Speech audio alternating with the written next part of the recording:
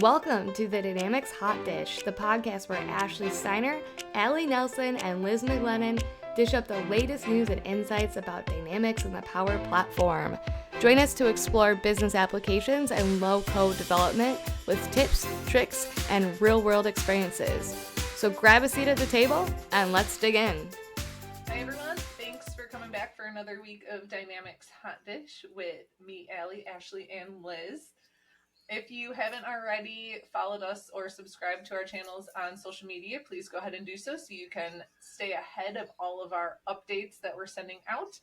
You can find us on LinkedIn, Instagram, Spotify, and YouTube.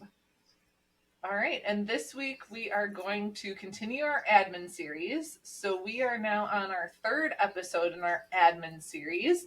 So far you've heard us talk about what an admin is and where an admin should sit within an organization, whether it's in IT or the business. You'll have to listen to last week's episode to get our consensus on that one. And this week we're going to dive into some basic tips for troubleshooting. And the reason we thought that this tied in very closely to our admin series is because troubleshooting is a lot of what an admin does. So with that, we'll get into it. I know we have 5 basic tips, and then we'll elaborate on each of those and give a little bit more context. So the first tip that we have, just getting right into it, is don't panic, even if your user is panicking. I'm sure you guys have both encountered that. How has that come up in your worlds? Ashley, do you want to go first? No, you go ahead.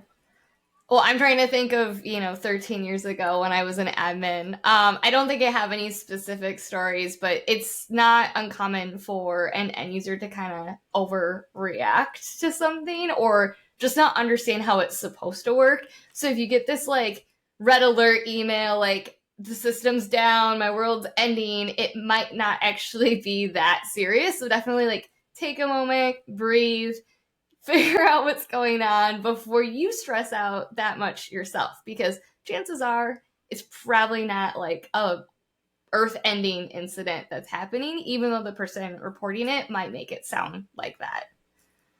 Well, and not only that, I have a lot of users who would send every email as important with that big red exclamation point. And I've had to do a lot of education of okay, here's what's important and here's what's not important. And because you see that and your initial reaction is to be okay, what's going on, right? That's just everyone's immediate reaction. And so then you tend to start ignoring that, and then you ignore actual really important big problems. That goes along with what you said, Liz, is that even if they're kind of freaking out and reaching out and thinking the world's ending, they might do things that make you think it is. And, obviously going into our next step, we'll get into a little bit more about what you should do when you see that. But I will say I'm a panicker, which is funny as a CRM admin, because I'll see one email and be oh my God, the world is ending. I'll be that person that is running around saying the world's ending.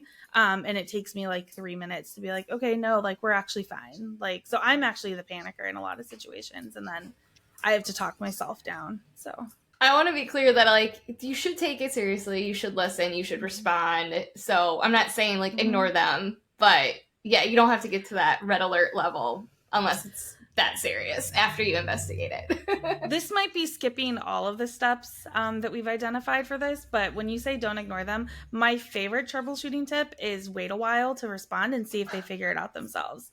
So that's not just with being an admin. That's with just life. I can't tell you how many emails I get where a few hours later, the person's just kidding, I figured it out myself. And it's yeah. So that's a great tip, especially if it's one of those people that are common, people that are sending things in. So yeah, wait to see if they figure it out and then maybe give them the attention they need. So don't panic and wait is our modified step 1. But don't wait too long. But don't wait too long. Yeah. Well, and the other You'll know. The other thing that came to mind as you guys were talking too, in addition to the red exclamation point, but what about the emails that you get sometimes that have everybody and their mom and their dad and their cousin copied on the email, and all of a sudden you're getting emails from everybody of like, hey, you need to fix Jimmy Dean's issue ASAP. He's copied me on this. High alert. And it's like, what is happening? And actually, I don't necessarily panic, but I get like a very physical reaction. Like my heart sinks almost when I see certain things, or like when people put something in the subject line that's like says not working or broken, my heart sinks a little bit. And I'm like, okay, I just have to read this. We'll get through it, see what it is. So yeah, especially if there's like management or leadership. It's like when they start looping and it's like you feel like they're like tattling on you or something. Yeah, I've seen that happen. It's not a good feeling. Right. All right. Well, let's see. For our second tip, we have ask the user for more details. This one, we have a lot of different suggestions that we could run through on it, but it truly is just trying to get as much information as possible. And to Liz's point, this is where the one that usually takes place, where if you start asking more questions, then the issue may magically resolve itself. So I think this is a really important step in the troubleshooting process.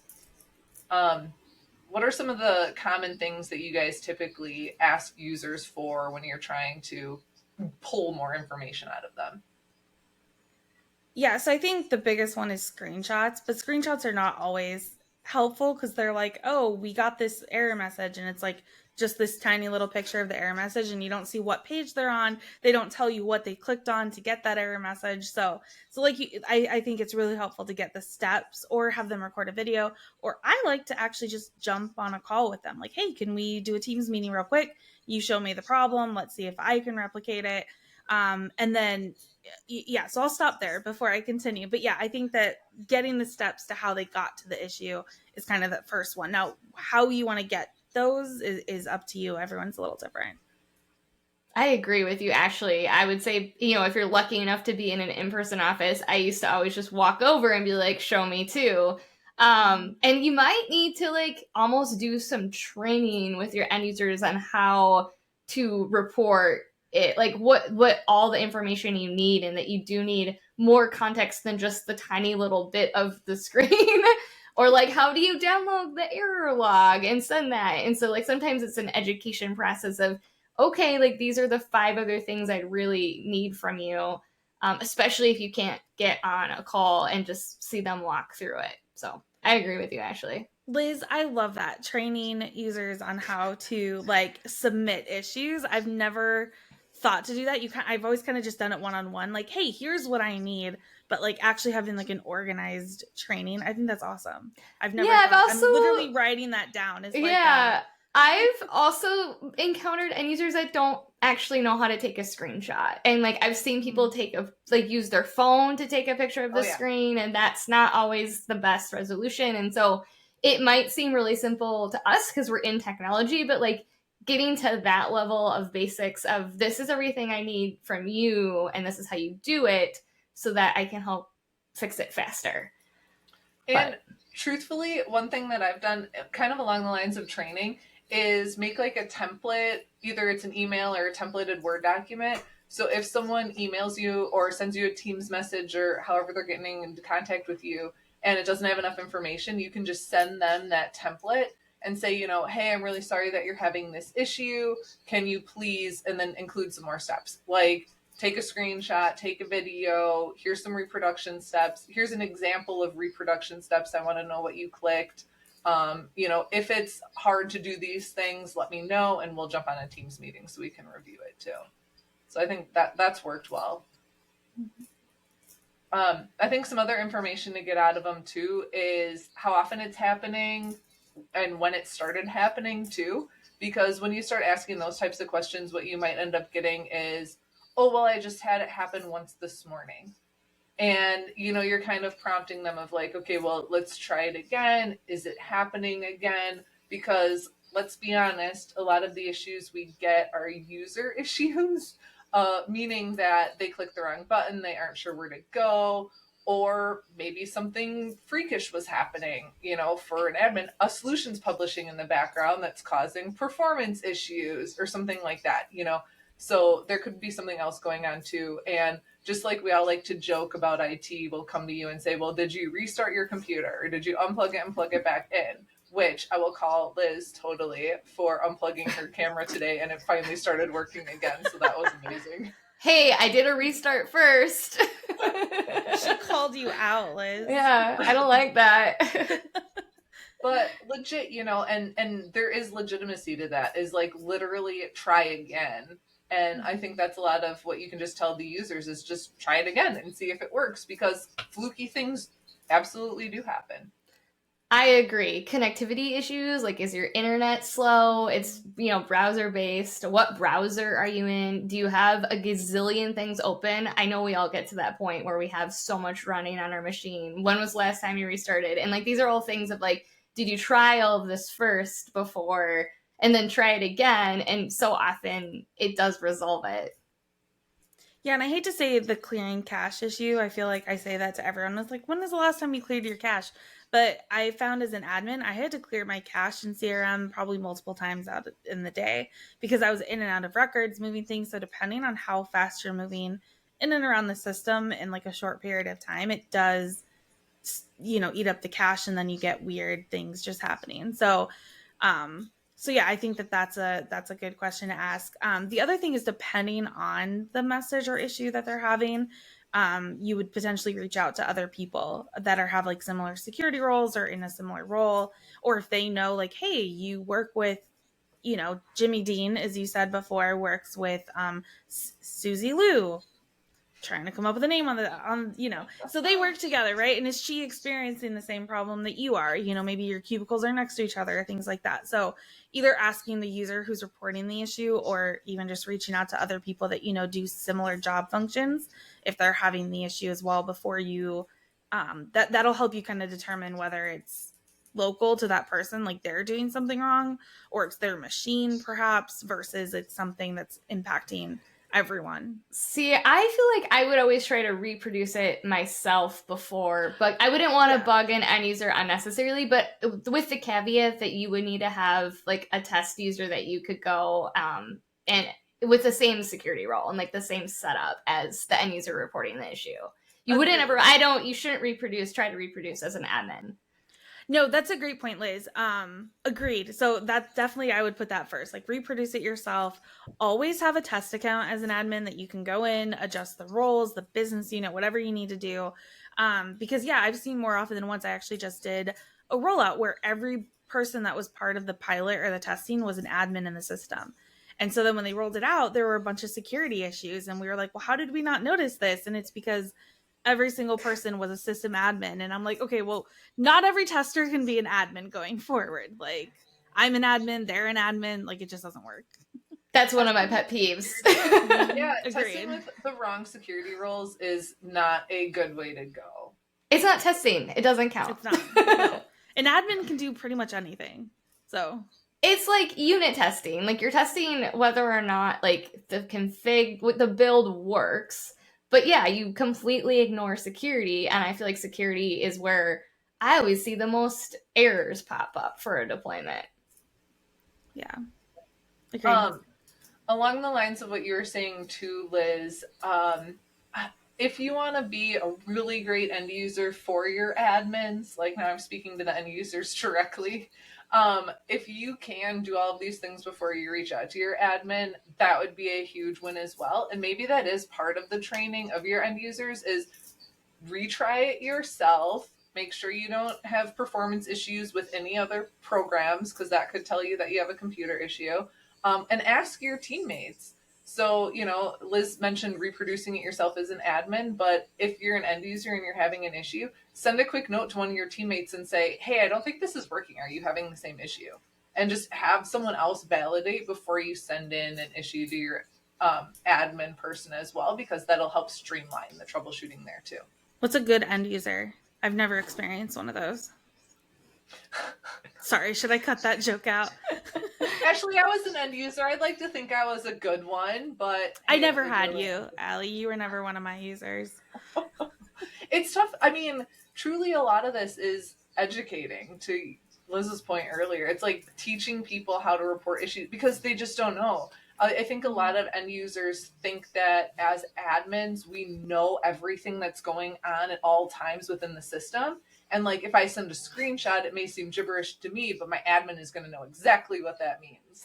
So I think it is just like a education piece. I'm trying to tell them that this is what we need to be able to do our job too. So after we've done all of this, I'm going to cover the next two kind of together because Liz mentioned one of these already.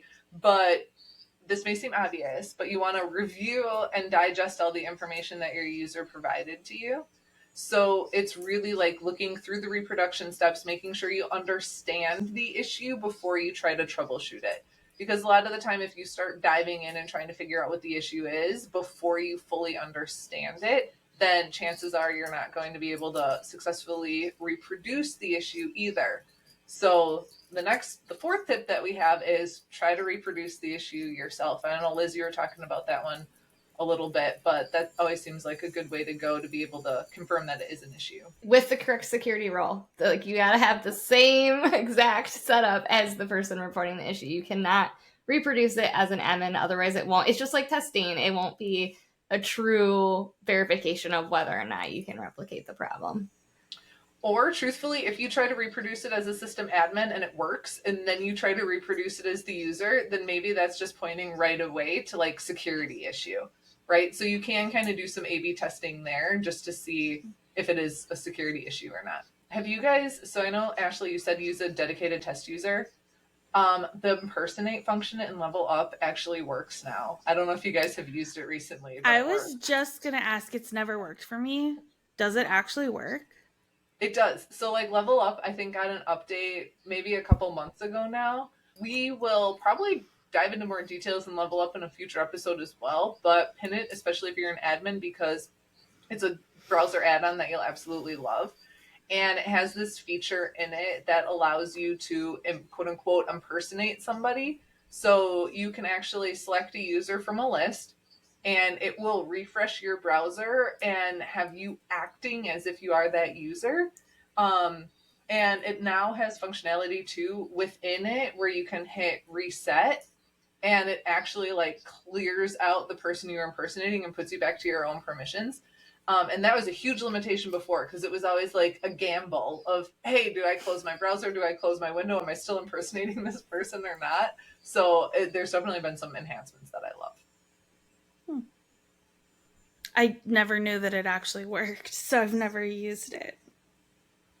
I would give it a try. It's excellent, especially if you're with someone who doesn't want to pay for additional licenses for like test users and things like that. The Level Up now works pretty well.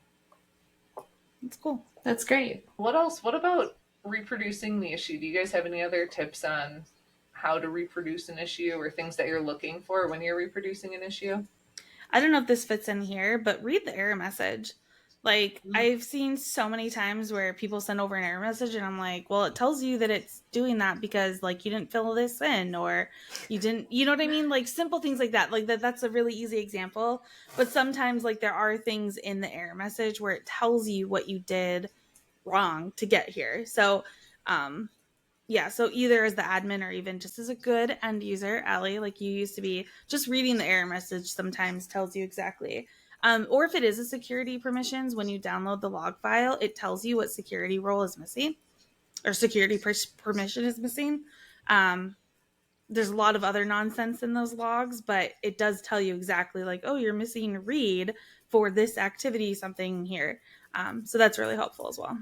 Yeah, I love it. And I guess the general tip too to tie into what you were saying was for those error messages, sometimes people have to scroll down on the error message to get the download log. So just to add in there of like, read the whole error message. If there's a button that says download log, click it, and then you can open that. And yeah, Ashley, I 100% agree. Don't be overwhelmed by it. There may be a bunch of junk in there, or the error message may look ugly, but it usually gives you some hints at what to look for. And kind of on a tangent too, come on, Microsoft, give us like good out of the box error messages that don't just say like business process error. My favorite is like when it, yeah, exactly. When it's like, oh, this has experienced an error. Please try again. And I'm like, okay, that's awesome. Thank you for your help. There's a wide variety of error messages. Or it gives you like an error code and you like Google the error code and it means nothing. Yep. Those are fun too. I think we're kind of getting into step 5 a little bit, Allie. That's perfect though. Step 5 is another gem. Step 5 is figure out the issue and tying Yep, into you're done. There you go. That's it. That's all you guys need. But just tying in everything that has been mentioned so far too, of using Google to try to look up an error message or error code, right? Take that, search it, see if you can find any matching results. What other steps do you guys go through to actually like determine what the issue is and where it came from? Like other than the internet? Phone a friend? If you research the internet. I text Liz. Yeah. That's what I do. And like, first you research, you have the whole internet, which has a vast information, forums, other, user groups, social, like Microsoft documentation. Like there's so many different places that you can go check. But yeah, if you're completely stumped, like talk to a peer internally or externally, like someone else that is an admin or works with the system, and see if they've ever encountered something similar. Now, if it's something like custom to your deployment, maybe it's not very out of the box, they might not have a good idea. But if it's a pretty generic issue or error message, then maybe they will. I think, especially if you're a newer admin, because sometimes you don't know what's supposed to work and not work. Like you don't really know what's normal functionality or like a normal error message versus like, this might be a true bug and there's nothing you can do about it. So especially if you're new, I'd say like don't spend too much time looking online, and kind of double check with someone first of like, is this normal or is this not normal, and proceed from there based on their advice. I'm going to add 2.5 things, and you'll notice, and you'll see why it's a half. So 1, you mentioned forums, and that's my half, is that actually ask questions in forums. Like I know a lot of people just browse them and be like, oh, has somebody else asked, and see if there's an answer. Put a question in there, because I'm going to bet that if you're experiencing that problem, somebody else is, and they're doing the same thing you are. And they're also just too scared to put the question out there. And I guess this could also be a half, is post it on Twitter and tag some people, put some hashtags on there, because there's a ton of MVPs. There's a ton of just people that are constantly in the system. I mean, I'm browsing Twitter all the time. I put questions out there on Twitter, and say, hey, has anyone experienced this before? Like, I feel like you could do this and now you can't, or things like that. So I would say that rather than just consuming, also put your question out there, because you're probably going to help someone else too. Ashley, Twitter is now X. Oh no, it's still Twitter.com. And then yeah, that's a conversation for another day. I do have a follow-up for you on that though. What are some hashtags that you'd recommend that people use on Twitter to get the attention of like an MVP or someone that can help?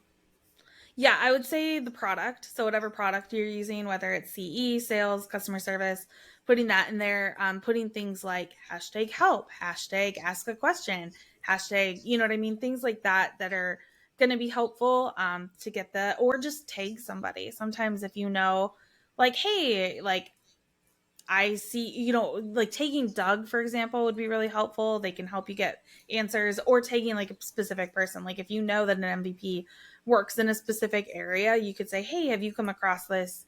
Can you help? I've never known an MVP to like not help answer a question. So yeah, I would say one of those 2 things. How do people find more information? Yeah, I mean, so how do people find more information about MVPs or what their areas of specialty are?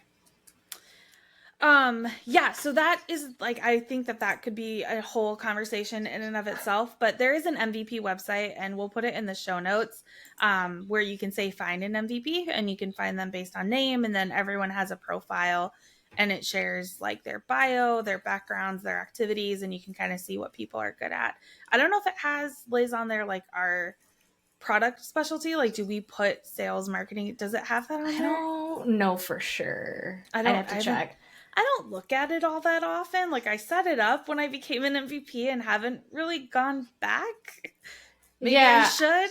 I would say LinkedIn though. Like every MVP I know puts that they're an MVP on LinkedIn. And if you look at someone's LinkedIn profile, usually you can figure out pretty fast what their focus area is. Yeah, that's a good point.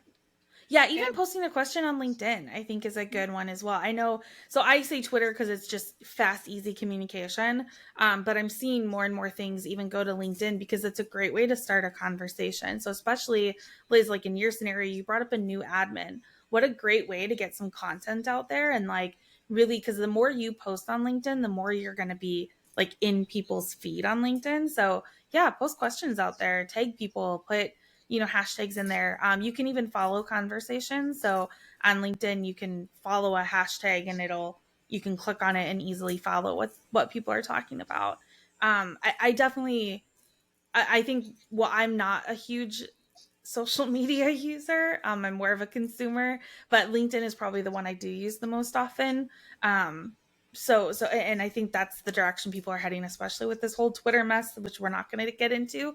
I think a lot of things are moving more into like a LinkedIn, especially from like a professional standpoint. It's becoming a little bit more like what Twitter used to be. And then just to, ask one more question for you. You mentioned forums. What are some good forums that people can ask questions on? So two come to mind right off the bat. I'm sure there's more out there. The Microsoft community site, which we will put a link to in the show notes. Microsoft has built this awesome community. It's on the Learn website where you can ask questions. You just have to create a login for it. It's pretty simple to do. And but the great thing about the Microsoft community is not only are people like us on there, right, where we're consumers, we're consultants, we use the system. Microsoft product people are also on the Microsoft community site.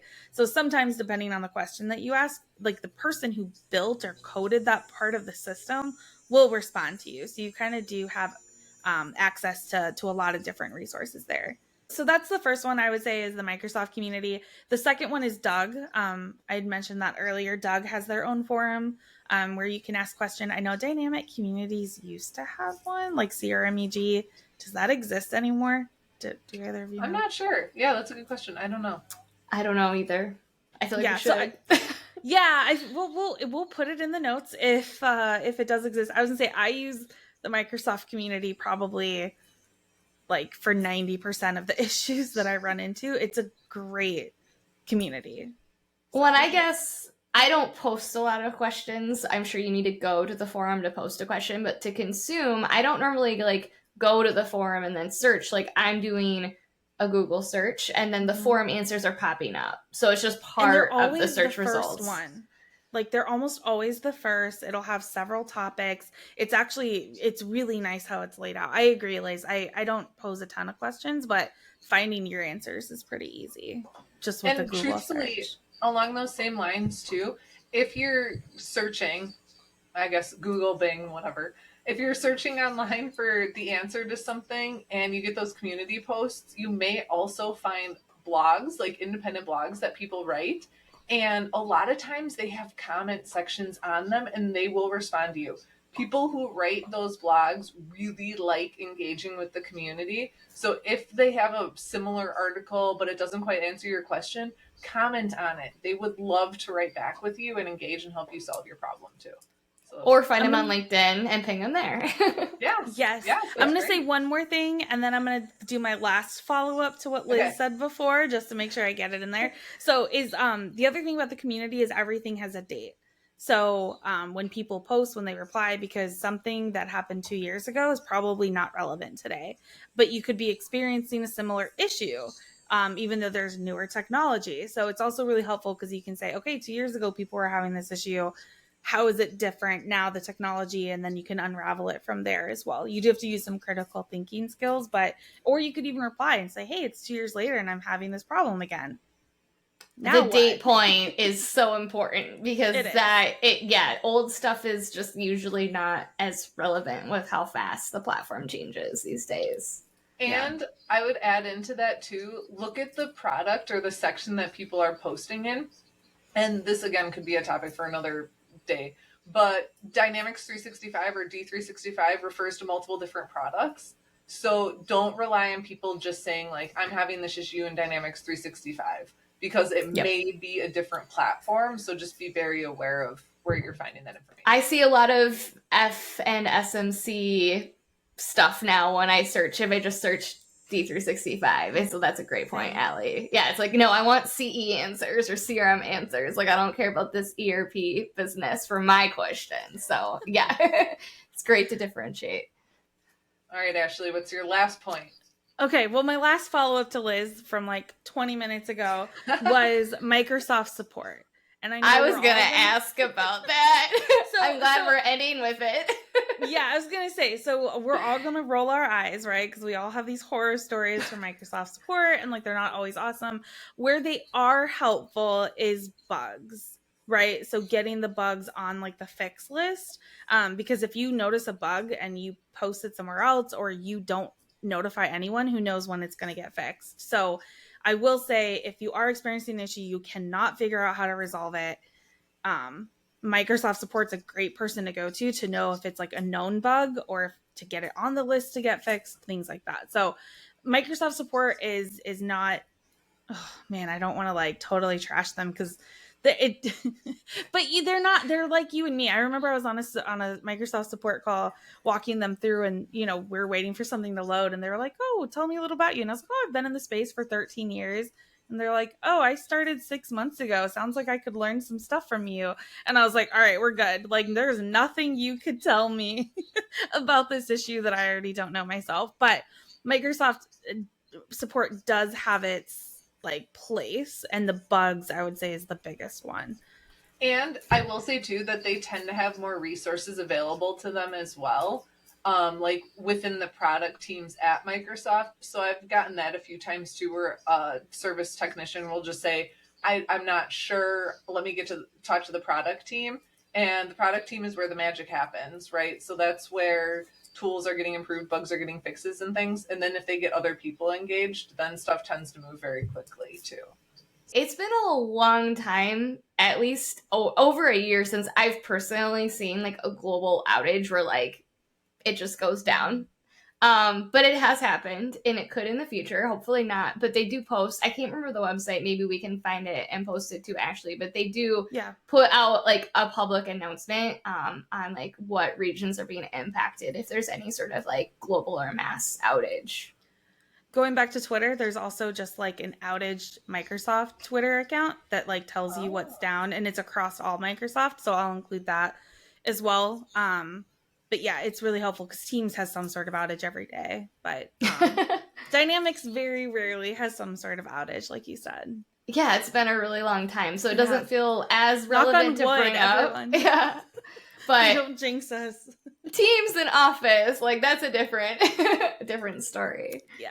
Anything else you guys have to add on ways on how to fix the issue, figure out what the issue is?